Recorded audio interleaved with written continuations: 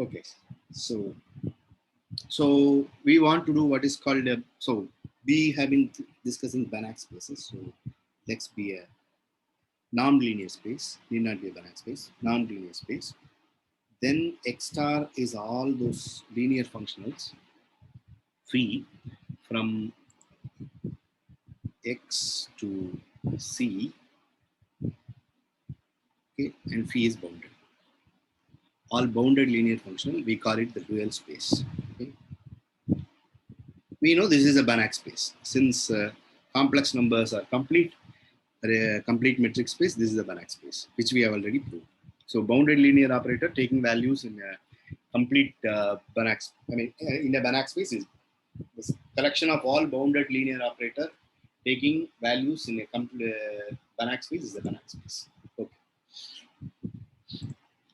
So, but then we don't know whether this set is empty, if this space is empty. Whether it is not empty, a zero function is there, whether it is trivial. Okay, whether it is non-trivial is not clear. So to do that, we need what is called Hahn-Banach theorem.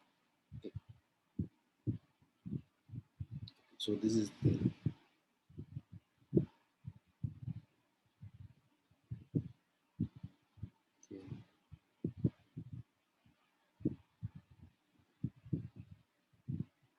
Hahn-Banach theorem. So this theorem guarantees that there exists a linear function, at least one linear functional. But then it will, as a corollary, it will say that there are a lot of linear functions. There are too many linear functions. Okay, so this theorem is the following. So let X be a non-linear space, okay? Real non-linear space. We will come to the complex number later. Complex linear space, near non-linear space, okay? And P from X naught is contained in X subspace. Okay? And then we have a P from X to R. So this is just 0 infinity. Okay? 0 infinity such that 1 P of X plus Y. This is almost like a norm. P of Y. P of dx equal to t times P of X for all t in 0 infinity. Okay? For t 0. Okay. So let's be a non-linear space. This is what is called a Minkowski functional. Now suppose there exists a phi naught. So X naught is our subspace. X naught to R such that phi naught X. So we can phi naught X mod phi naught X. Or we don't even need that. It's just real. So mod is less than, it will also be less than that. It's less than or equal to P of X for all X and X. Okay. This P is defined on the whole of X. Okay. Do you hear me? Is the fan sound okay? Is it creating any problem? The fan is in full. Is it okay? No, sir, it's fine. It's fine. Okay. Yeah, Okay. we can hear. Okay, sure. Okay. Then, so suppose if this phi naught is bounded by P in X naught, then there exists an extension. Then there exists a phi from X to R such that, so maybe I don't need more.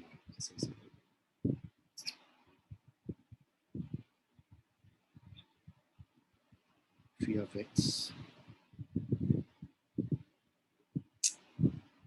Phi of X is less than or equal to P of X for all X and X. Okay, so that's all. This is Hahn-Banach. Okay, let's prove it. Okay, so before proving, so this Hahn-Banach theorem crucially uses what is called the Zorn's lemma. So I hope everybody knows Zorn's lemma. I will state it anyway. So as you can see that Hahn-Banach theorem is one of the fundamental theorem of functional analysis, and that requires Zorn's lemma. And so if you assume axiom of choice, then Zorn's lemma follows from that. So it's very important that we should assume axiom of choice to do mathematics. This is very fundamental. That's a fundamental assumption in doing mathematics. Okay, so let me recall what is John's lemma.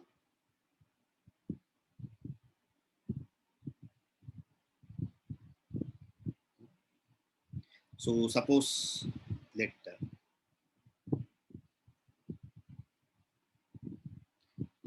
this be a partially ordered set. Okay, usually called POS, but partially ordered set, also called POS. So partially ordered, everyone knows partially ordered, I believe. So maybe we'll recall.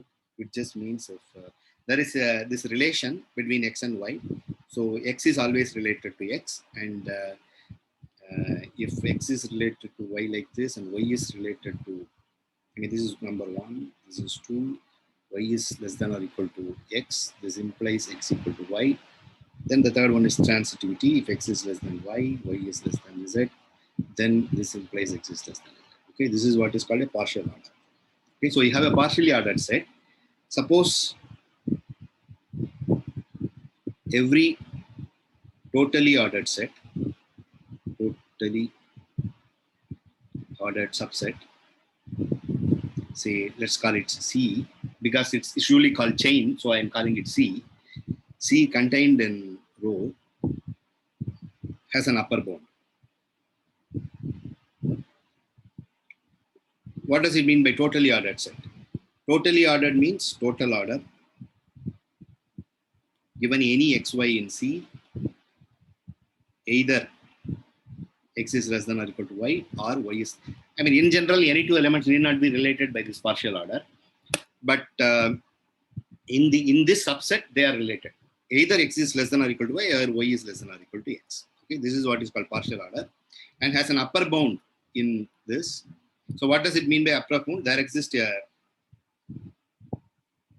there is not right here. There exists a x naught in O such that x is less than or equal to x naught for all x in this.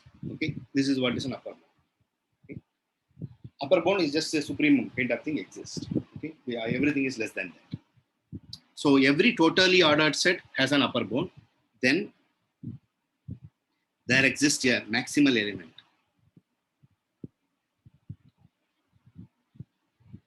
in this. Okay, in this partially ordered set. So this is what is John's lemma. Okay, I have recalled John's lemma. So if every totally ordered set has an upper bound, then the partially ordered set has a maximal element. So what is maximal element? Maximal element means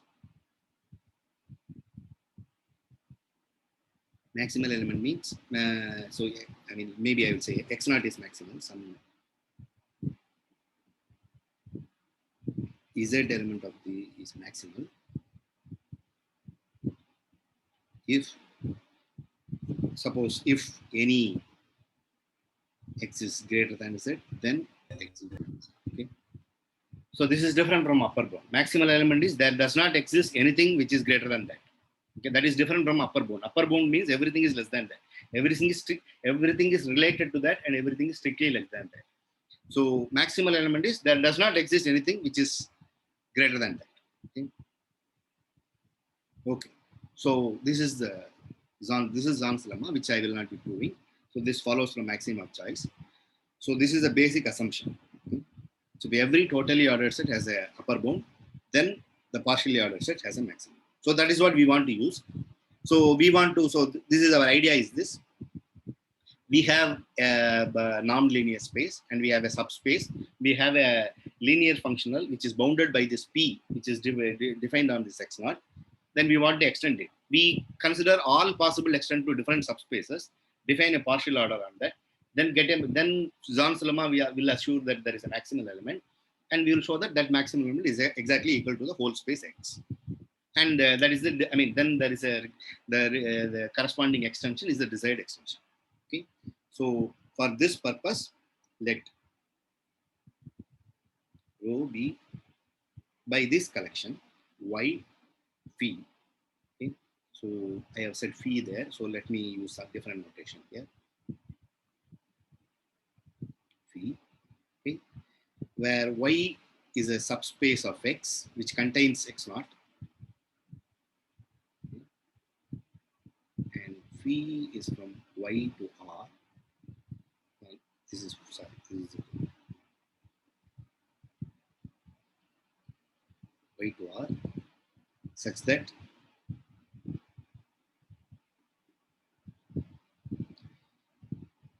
restricted to this x naught is equal to that phi naught.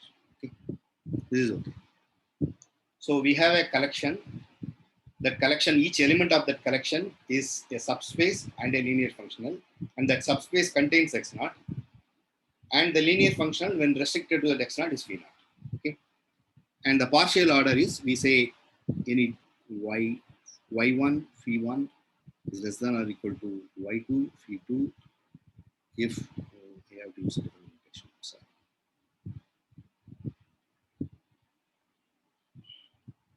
phi2 if y1 is contained in y2 and phi2 restricted to y1 equal to phi.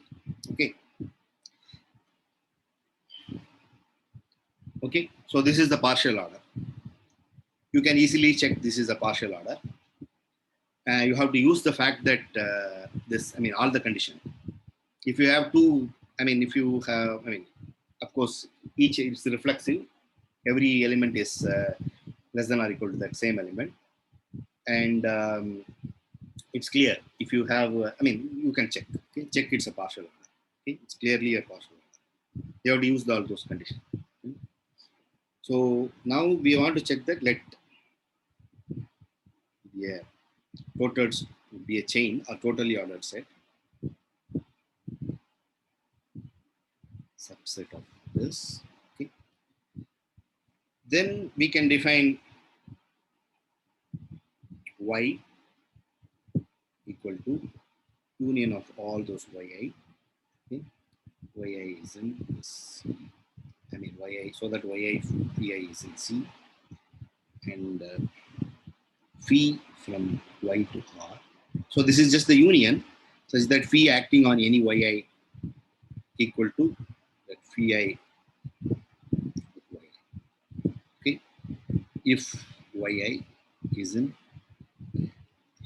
this is well defined, because when you restrict it to something, when you this is well defined because the restriction we have, we have this condition.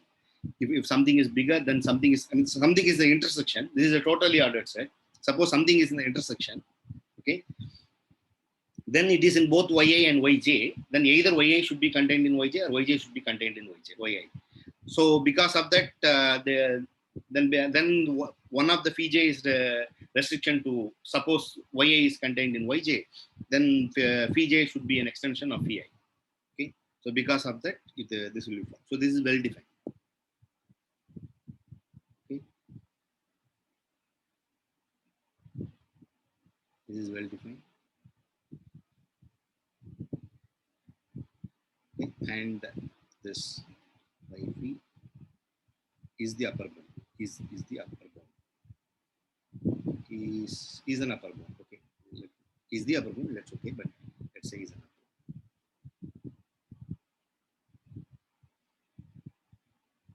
Okay, upper bound. So now we have proved that every totally ordered set subset has a upper bound. So Zorn's lemma implies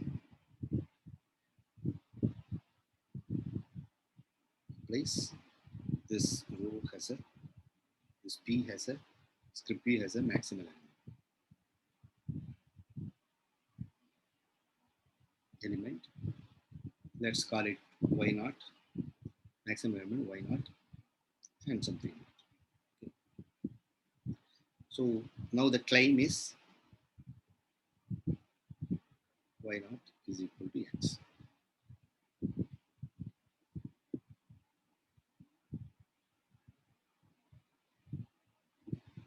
So once we, oh, I forgot to say something. I'm sorry. Here we also have that, we should further have a condition that phi x is less than or equal to the,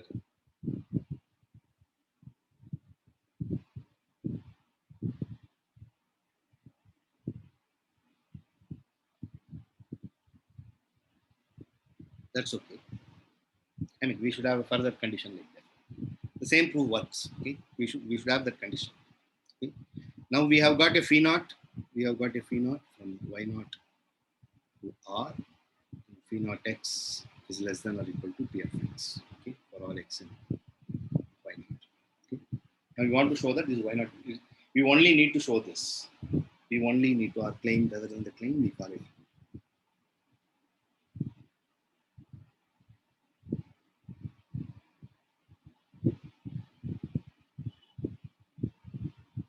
Okay, we only need to show that this y naught is equal to x. Okay, once we show it's done. Okay, is that clear? This is okay. This is fine. I don't Okay, know. okay. Yes. Okay. Yes. Okay. So, okay. See, the point is when you have a subspace, then it is always easy to extend to a linear functional if you add one more vector to that. If you add one more dimension to that, then you can actually extend it. There is no problem. If you add, I mean, if you have a some y naught, you can just direct some c. If you can take a direct some c and define some norm on that, and you have adding one more dimension to that, then you can always extend. Or if you add any finite dimensional vector, if you take a direction with a finite dimensional vector space, then also you can do that. Even if you have a countable, if you have a non-linear space with a countable basis, then also you can do that. But if you have an uncountable thing, usually that is the case. Bach's theorem will tell you that any infinite dimensional Banach space, if it is a Banach space, it will have an uncountable basis. Okay. So for an uncountable basis, that's not possible because there is no next element in that. So that is where you need Hahn-Banach theorem. Okay. So suppose here that's what we will use. Okay. We will use the fact that if you have if y naught is not, if suppose we will get a contradiction. Suppose this y naught is not equal to x, okay, then we will get it. Then we will show that it's not a maximal element. We can always extend to one more a slightly bigger space with one more dimension. Okay. Okay. It erased. Okay. Then choose x naught in x, which is not in y. Okay, which is possible. Okay. And let again y equal to y naught. I mean, all this, it's just a direction. But the norm is already there. So I'm just using the y naught plus tx naught. Okay. Y naught is in y naught and t in y naught. Okay. This is a vector space. And here I want to define another linear function. So we want to define a linear functional. To define any linear functional, we want to define, if we want to define a phi from y to r, so we have to define it on this. But then this will, if it is a linear functional, it is going to look like this. So you have to define what is phi of x naught. That's what you have to define. Okay. So if you specify any phi of x naught, then we will, so then this phi is, we want phi, then phi is determined by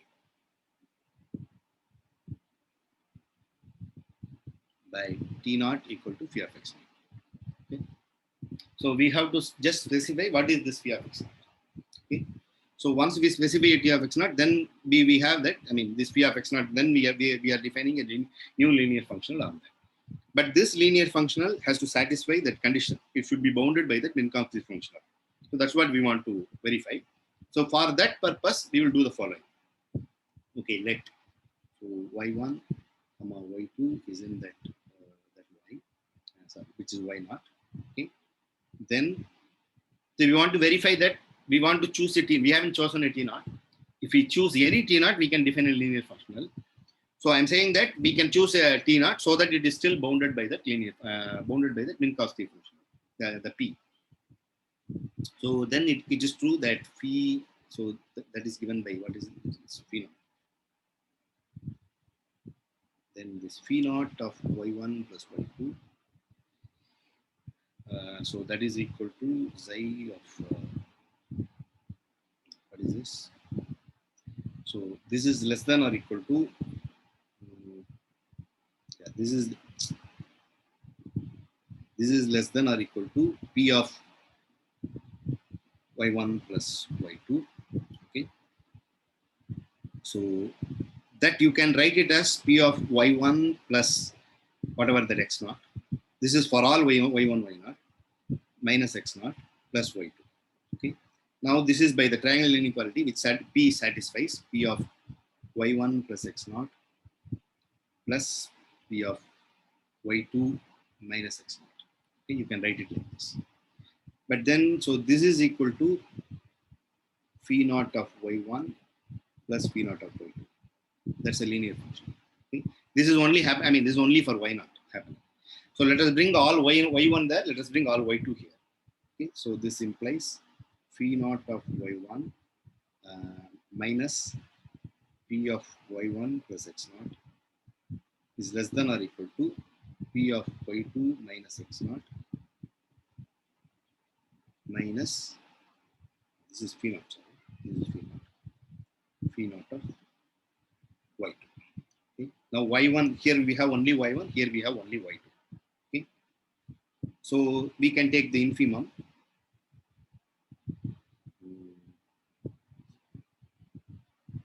Let t naught choose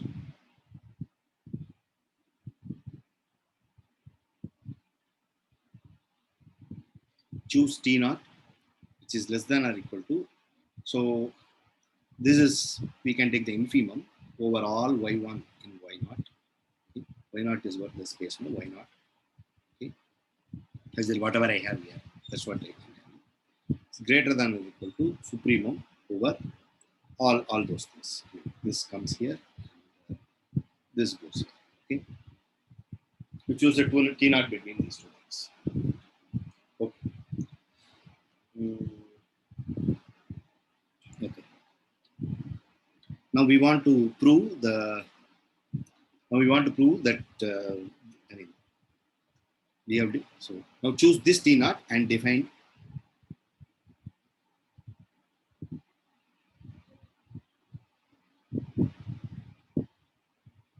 define. So what is our linear function? That is phi of y y naught plus tx naught equal to phi naught. This is phi naught. What did I? Okay, I called it phi naught. Very good. So this is phi naught of y. Okay, Sir, that infimum would be for y2 belonging to y0. right. This is y. So this is y2, right? This is y1, right? Correct. Okay. Yeah, thanks. Phi naught of y naught plus t times t naught. Okay.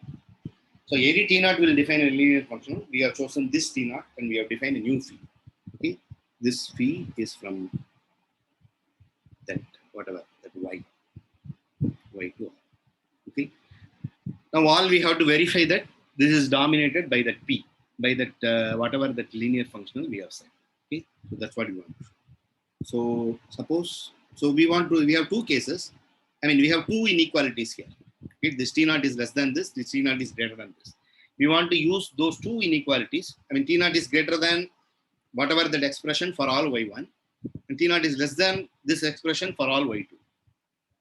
Okay, so we want to use that to prove that this whatever this linear functional p is dominated by that p. So suppose t is greater than 0. So for that we will use one equality. For t less than 0, we will use another inequality. Suppose t is greater than or equal to 0. Okay. Then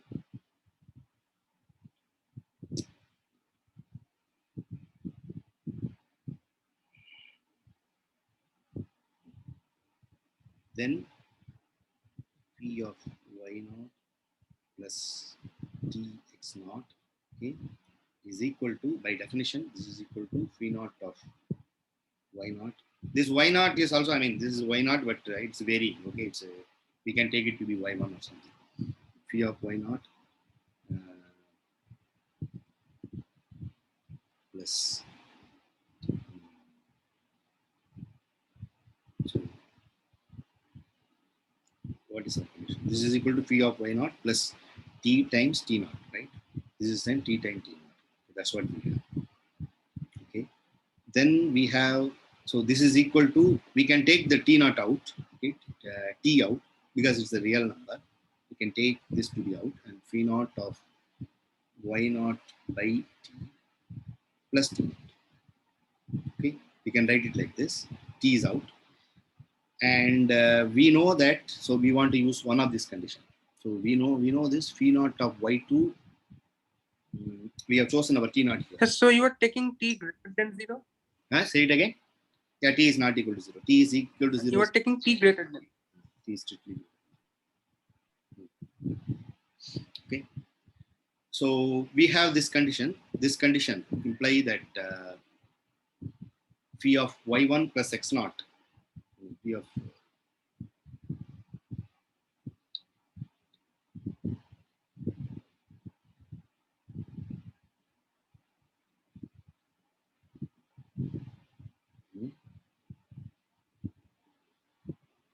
what is our condition? Phi of y2 plus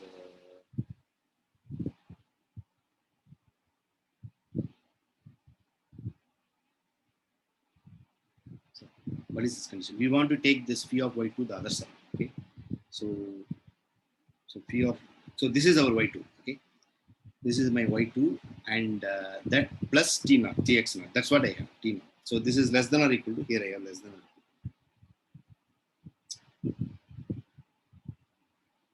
to. What's happening? Yeah. So if I use this condition, t naught is between, t naught is less than or equal to this. Okay, t naught is less than or equal to this. So this implies t naught plus phi naught of y2 is less than or equal to that y2 minus x naught. Okay. So this is less than or equal to p naught p of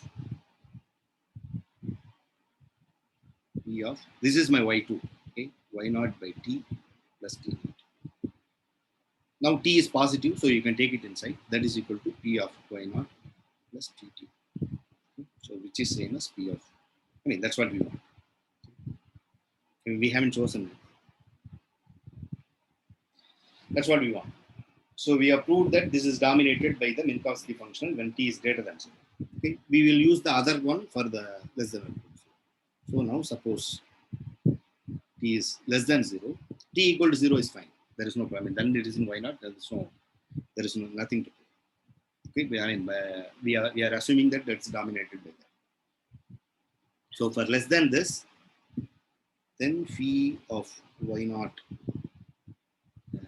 plus tx naught, phi of this equal to phi naught of y naught plus t naught as usual. But then we want to take the minus t out. Okay, minus t is taken out. Okay, we take the minus t out. Minus t into phi naught of y naught by minus t. Minus t naught, right? Okay. Now what do we have? We have the infimum is less than that. So we have the minus t naught here. Where is that condition? Yeah. So phi naught of y1. So we have this condition. So this t naught is less than this. Okay. Phi naught of y1 minus t naught is less than or equal to p will come here. P of y1 plus x naught. Okay. So this is minus t here. This is positive number. T is negative, so this is positive.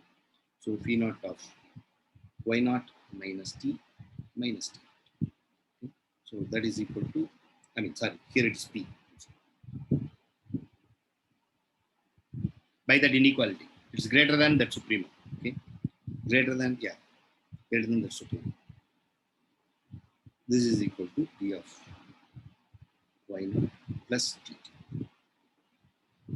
Just check. Okay. Is this okay?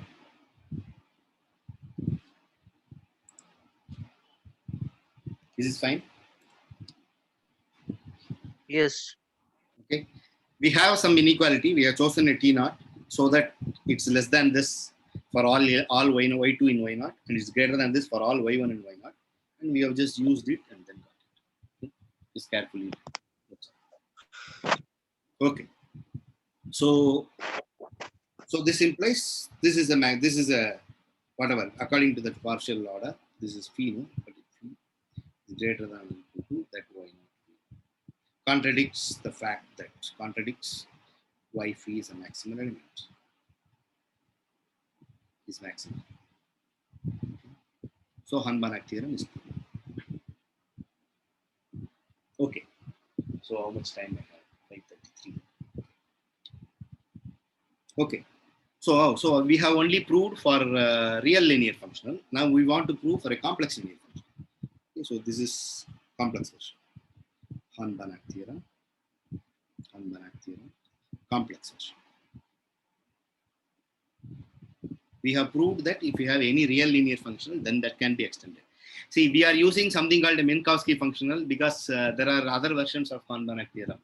There is something called geometric Banach theorem. Given convex set, you can define some Minkowski functional corresponding. That's because of that. You will not do that. So that's why it's done for Minkowski functional. But you can usually take the norm. I mean, norm phi times norm x. You can take that. Okay. So this complex version is what the usual. So if x is a non-linear space, okay, and x naught is contained in x, it's a complex non-linear space.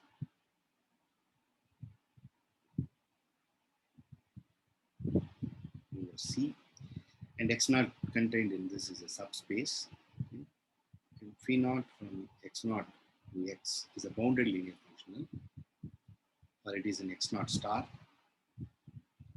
bounded linear functional. Then there exists a phi in x star such that phi restricted to x naught. Okay. So if you have any linear functional defined on a subspace, then you can extend to the bigger space. So that's what this is. This is what the Banach theorem complex version. Okay. So before doing this, let me give a lemma, which is an easy exercise. Maybe we will verify.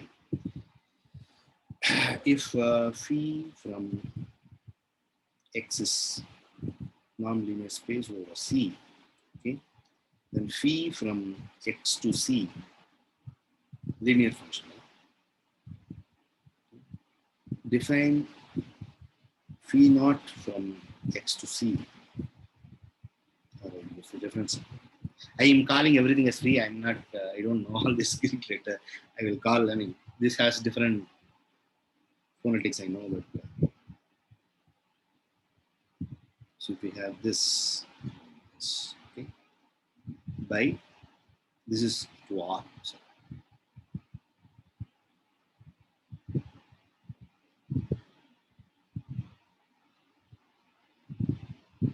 okay, by taking the real part, you define a linear function.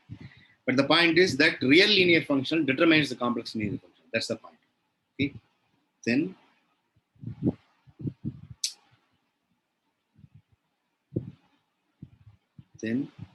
is real linear, and if that is bounded, this is bounded. That's okay. But what I want to say is then this you can get this just by using this phi of x equal to, see, this phi is real linear, but this space is a complex non-linear space. Okay, it's over complex, so you can multiply any element by a complex number. Okay, so that is equal to phi of x minus I times phi of x. Okay, this is just clear because all you have to prove that you have to find what is the imaginary part. Okay, imaginary part of this phi of x equal to minus I times real part of phi of x, right? So that is equal to minus I times phi of x, phi of ix. Sorry, phi of ix, real part of ix. Just because of this, right? Imaginary part of phi of x equal to minus I real part of phi of ix. If you multiply by I, you get a minus there, and that becomes real. Yeah, that's all. Because of that, this is true. Conversely, if v from x to r is linear, r linear, okay, then if you have any real linear functional, then you can get a complex linear functional just by defining like this. This complex.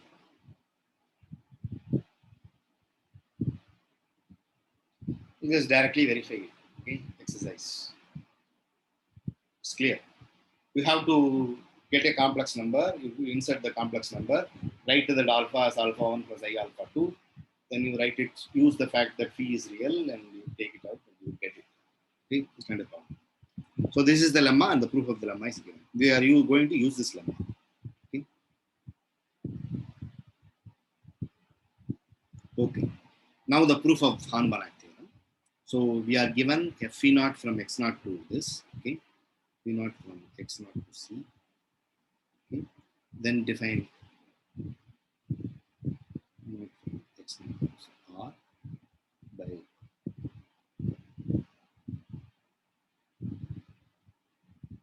x.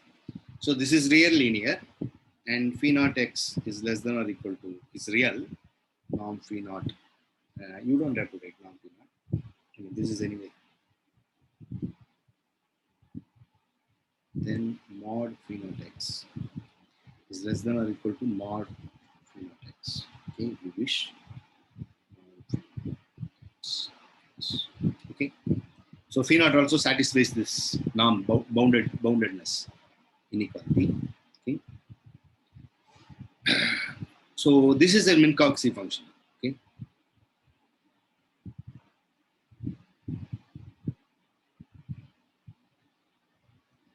Is Minkowski. I didn't use the word Minkowski, but just remember Minkowski function. Okay. So this is a Minkowski function. So there exists a phi from x to r such that phi restricted to x naught equal to phi naught. Okay. Now define phi from x to r by phi of x, whatever, the same prescription, minus I x. Okay, this is complex linear. Then phi is sorry, this is to c, sorry. So this is complex linear. We only have to verify that this newly defined. So, and clearly, then phi restricted to x naught is equal to phi. Okay. Okay. Or we have to verify that this is bounded. Okay. So till now it's fine. Yes. Okay. So we have a linear functional defined on a subspace. By taking the real part, we got a linear functional, but we have a lemma which says that any complex linear functional is determined by its real part. Okay, since the imaginary part is automatically determined by because the space remains complex. Okay, you can multiply by I, and so that will give the imaginary part is determined by the real part. I mean, imaginary part linear functional is determined by the real part linear function. Okay.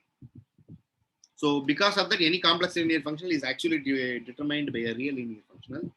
Now using that fact, we extended the real linear functional, and then we use this, that is still bounded, and I mean this is still bounded, which satisfies this condition. And this mod phi of x is still less than or equal to that Minkowski function, phi naught times norm x. Okay, it satisfies this condition. Okay. Now we got this phi. Now we only need to verify that this newly defined phi is bounded. Okay. For that we have to verify, consider this phi x. Okay. So let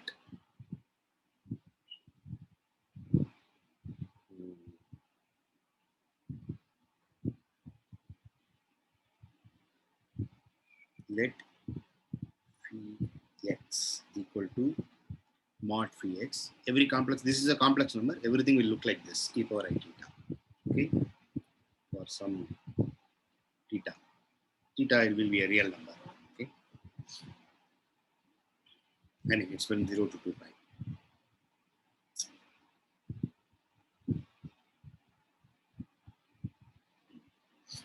Okay, then mod phi x, which is equal to phi of x e power minus I theta. Okay, now that is equal to, okay, so this is just a number. Okay? This is just an e power I theta is just a number. So this is equal to e power minus I theta complex number. Phi is complex linear. Okay, you can write it like this. But then you have this mod phi of x equal to this. So this is real. This value is real. So this is also equal to phi of e power minus I theta x. So that's the condition. Okay. But then this is positive. So you can write it like this. This is real anyway. So you can use this to write mod of phi naught, norm of phi naught times norm of e power minus I theta x. But then this is of modulus 1. So which is equal to, this is what we want. So our phi is bounded. Okay, it's clear. So the complex version of the Hahn-Banach theorem is true. Fine. Okay, I assume Yes. you don't see anyone. I assume it's fine with everyone, not just only with you. Okay. So we have proved Hahn-Banach theorem. So why is it so important? That's because of this following corollary. Corollary 1. There are several corollaries. The first corollary is the following. So X be a non-linear space. Okay. From now onwards, we will assume complex numbers. I mean, it's over complex numbers unless it is stated. Non-linear space, or it can be real also. It works for that. But we assume complex numbers, and let x be x not equal to 0. It can be 0, but we assume not equal to 0. I mean, because for 0 it's trivial, so we assume not equal to 0. Then there exists a phi x star, a bounded linear functional, such that phi of x equal to norm x. I think that's all. Yeah. So since we have assumed x is not equal to 0, norm x is not equal to 0. So it's norm x, which is not equal to 0. So phi of x is norm x. So phi is not, it's not a zero function. It's a non-trivial function. This just says that if you have any element in x, then there is a linear functional which takes a non-zero value on that element. Okay, that's what this is. Okay, and we have the proof. So let x naught equal to just the complex number. I mean, just right. This is my notation. C of x, okay, which is equal to all these x. It's the one-dimensional subspace spanned by this vector x. Okay, then define p naught from x naught to c by p naught of zx equal to z times norm x. Okay. I mean, if you have it's a one-dimensional space. On one-dimensional space, any linear function is determined by any complex numbers. Okay, you define it on one vector, then any vector is going to be multiplied by a complex number. I mean, that vector multiplied by a complex number, and you can just define. If you define it on something, then one vector, then you can get it. So then you can get a linear function like this. So you have defined a linear functional. Okay, we know clearly phi naught of x equal to norm x. Now Hahn-Banach theorem implies there exists a phi from x to c, which is phi is next one, which is bounded. Phi restricted to x one. That's what we want. Okay. So Hahn-Banach theorem says that for every vector, there exists linear functional which is non-zero on that vector. So this says the following corollary. This says that x, I mean, phi x star separates points. I mean, it's the same thing as saying that because it's linear function. star as function space separates points in X. That is, if you have xy in X, then there exists a phi in X star such that phi of X is not equal to phi of Y. Okay? Just take X minus Y in previous part. Okay? I mean, if you take, then there exists a phi of X minus Y X. Since X is not equal to Y, is not equal to 0. Okay? So phi of X is not equal to phi of Y. Okay, so X star, so linear functional separates points in any non-linear space. So this means there are lots of linear functions. It's not just one linear function. Banach theorem not just guarantees one linear function. There are lots and lots of linear functions. Okay. This also says something more. If X naught is contained in X, and X is in X naught, X minus X naught, which is not in X naught, okay, then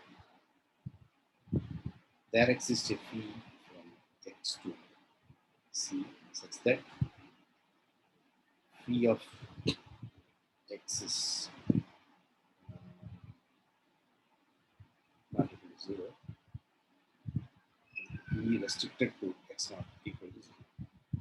So it separates, there exists a phi which separates X naught and a vector X.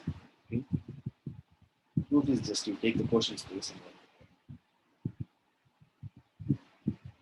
and get phi naught from X quotient with X naught to C such that phi naught of whatever, that's X naught, phi naught of this,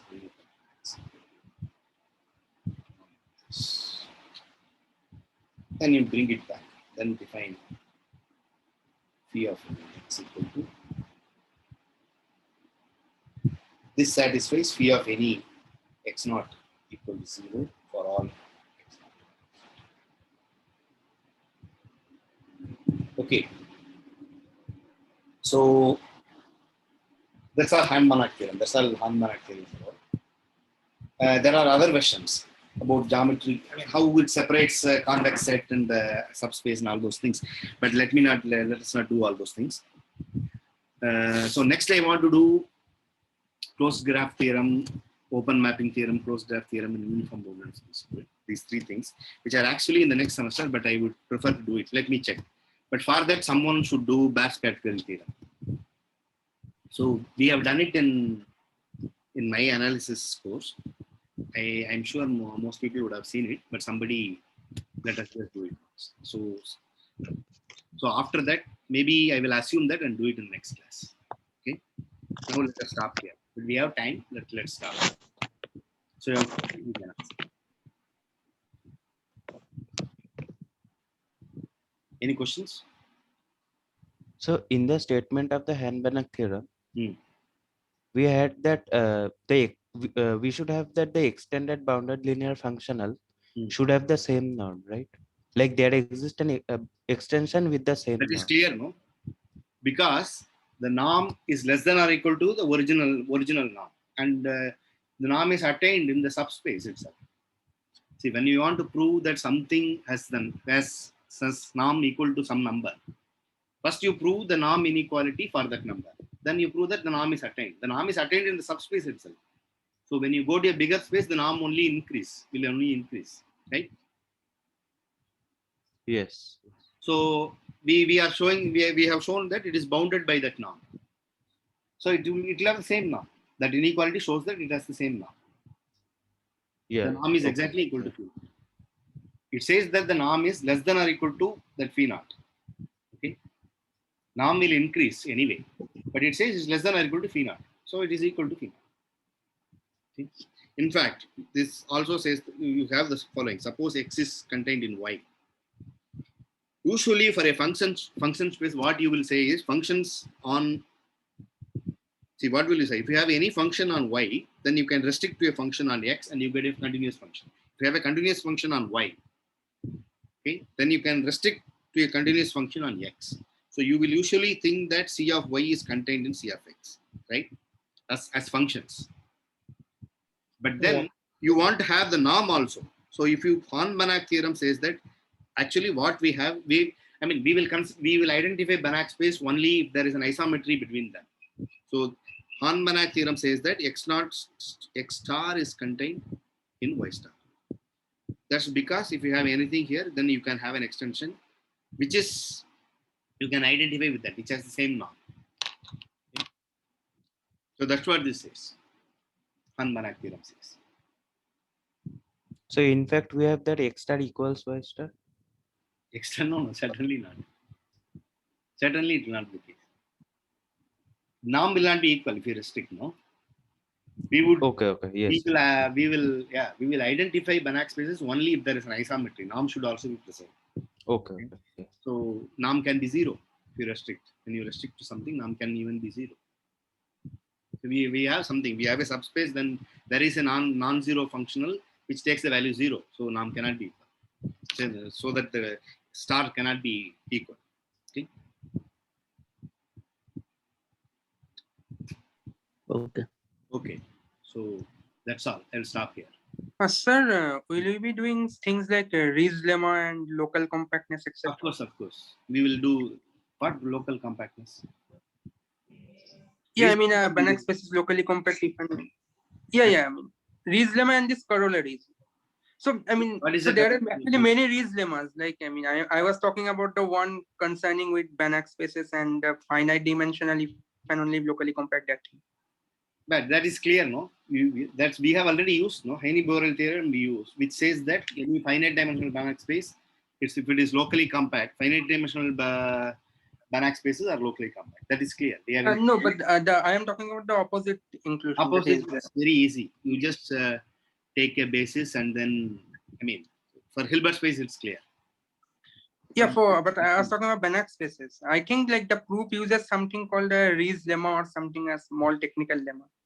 Rees lemma is not used. If the existence of orthonormal basis will be used. And no, not that Rees lemma. So I think the Rees lemma which you were thinking is not the one that I am mentioning. What is the other Rees lemma? So I think that is something like if you have an infinite dimensional Banach space, then like you can actually consider vectors or like unit vectors which are at a distance greater or equal to 1. Like each pair of them is at a distance greater or equal to 1. That lemma. Is that called Rees lemma? I don't know. Okay, that is a Yeah, many things are called actually Rees lemma. So no, there is Rees lemma is Hilbert space. The linear functions are given by inner product. That is one Rees lemma. There is Rees representation. this is also yeah. On I some know that, people. but Okay. this thing is also mentioned as Rees lemma in some spaces. Is it? I mean, in some books and stuff. Okay. Yeah. We haven't seen those books. Okay, so it's fine. So as far as we understand what is that lemma, statement of the lemma, it does not matter what is the name. Okay. Yeah. Okay. So like, will we be doing those things in this course? That will be easy. Yeah, I don't. Let's see. I mean, we have not much time. I have to do a lot of things in Hilbert space, and then we have to come back to measure theory to do radon encoding theorem and all those things. Then we have to do some Fourier analysis, little bit of Fourier analysis. So let me check how much time I have. Okay, because I cannot overdo also. Because I mean, this course will end, and within 2 weeks we will start the next course. So we cannot do all those things. I will stop recording and we'll talk all those things. Anyway, so is there any questions? Any other question? Maybe I will end. I will think about all these things and decide. Okay. Okay, sir. Okay. Okay. Bye.